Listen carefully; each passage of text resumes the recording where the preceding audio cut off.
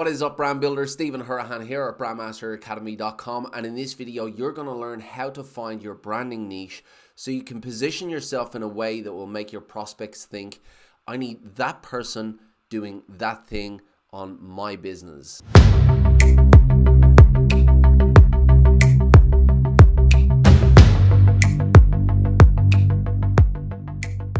Now, if you are new to the channel and you want actionable brand strategy tips and techniques to grow your business, well then hit that subscribe button and the notification bell and you will be well on your way. Now, one of the core principles of branding is effective positioning, yet there are so many brand service providers out there that do not position themselves effectively at all, or in fact do not position themselves at all in the marketplace. Now, if you are in branding, then you know the state of the market. You know there are literally millions of people out there selling branding services in the form of logo designs, brochure designs, website designs, etc., etc.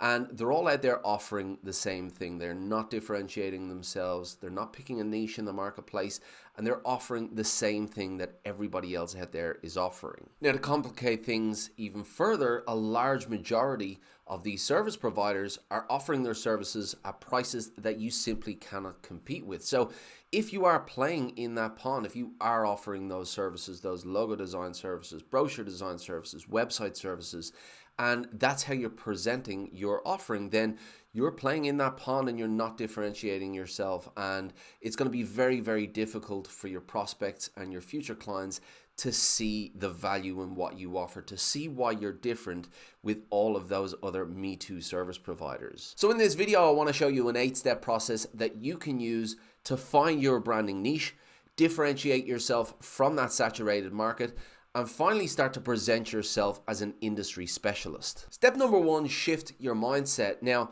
in my experience, when I speak to prospects and clients about the idea of niching down, they push back because they think immediately of the large group of people that they're excluding from that niche. So they're thinking about all of the potential business that they're missing out on. But the reality is that when you niche, you become a lot more relevant to a certain group of people. Yes, you might be excluding a large amount of people by niching down, but in becoming more relevant to who those people are, they're far more likely to talk to you and to speak to you than other service providers in the marketplace who are trying to appeal to everybody. So shift your mindset about the idea that by niching down, you are excluding all of those people. Yes, that is true, but you are vastly increasing your chances that the people that you are speaking to will find you a lot more relevant and you will resonate with them, and the chances of them becoming a client increase greatly. Number 2, identify your passions. So what are the tasks within branding that you really enjoy doing?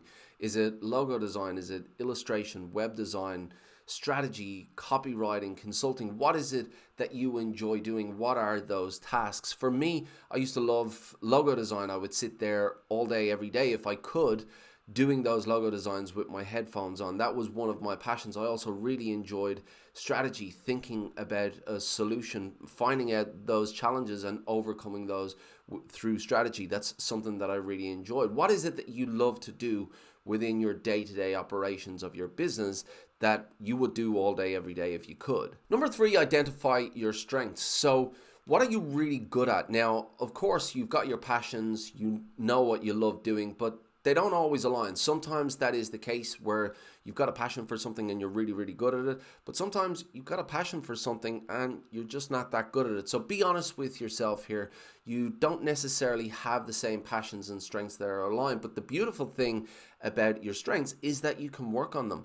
If you love to do illustrations, you can work on your illustrations. If you love copywriting, you can work on your copywriting. If you love strategy, you can work on strategy. So that is within your control. You can upskill on whatever it is that you enjoy. So if it's not a strength now, you could put more work into making that a strength. Number 4, think about your goals. So what is it exactly that you're trying to build here? What do you want to be doing in 5 years, and what does life look like at that stage? Do you still want to be working within your business on the day-to-day operations, or do you want to be working more on your business so you can grow a business and maybe step away from that later on? What is it exactly that you're trying to build? What does that vision look like? What does life look like as well? Number 5, find your sweet spot. Now, this is where you align your passions, your strengths, and your goals, and you really want to have all three aligned here. It's great that you've identified your passions and your strengths, but if working on those two things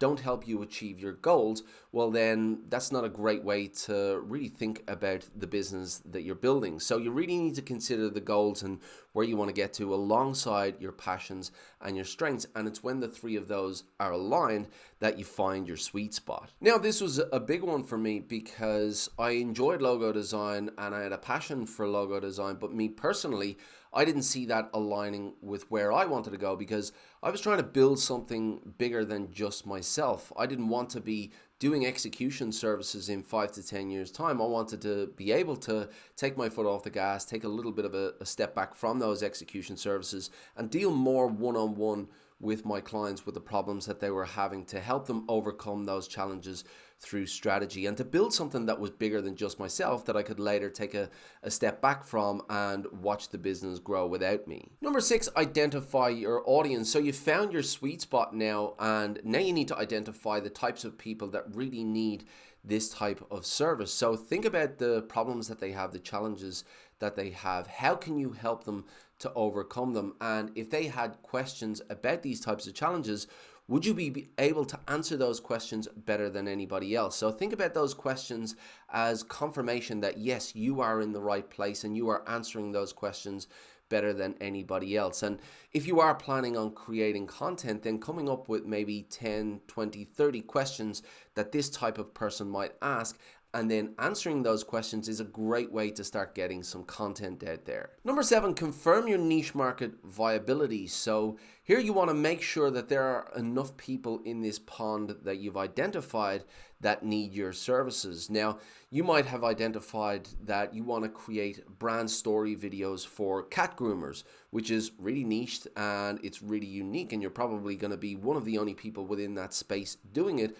But are there enough people within that space that need those services? Now, there might certainly be. I'm not completely up on cat grooming services or that particular niche, but you need to identify the niche that you want to target and then identify whether or not there are enough players within that space to justify your position. Now, if you've already identified 10, 20, 30 questions that are specific to this group of people, chances are that you are onto a winning niche. But you can go out into the marketplace and confirm that. Go on to groups, go on to forums, and just make sure that there are plenty of people within those spaces asking those certain types of questions. And number 8, define your position. So what are you doing and who are you doing it for? Are you doing illustrations for modern brands that want some visual pop? Are you creating brand strategies and a plan for growth for businesses in the hospitality sector?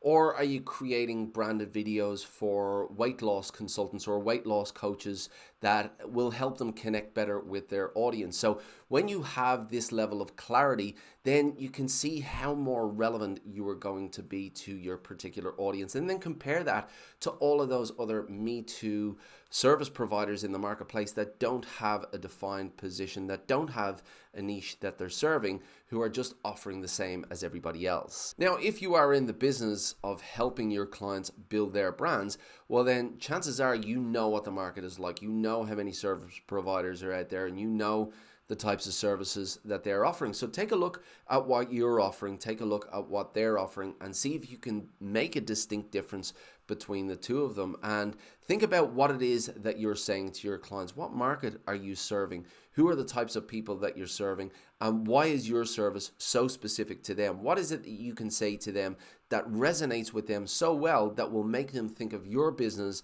and your brand before all of those other Me Too service providers? So really take that time to understand what it is that you're passionate about, where your strengths are and what your goals are, what you are trying to build.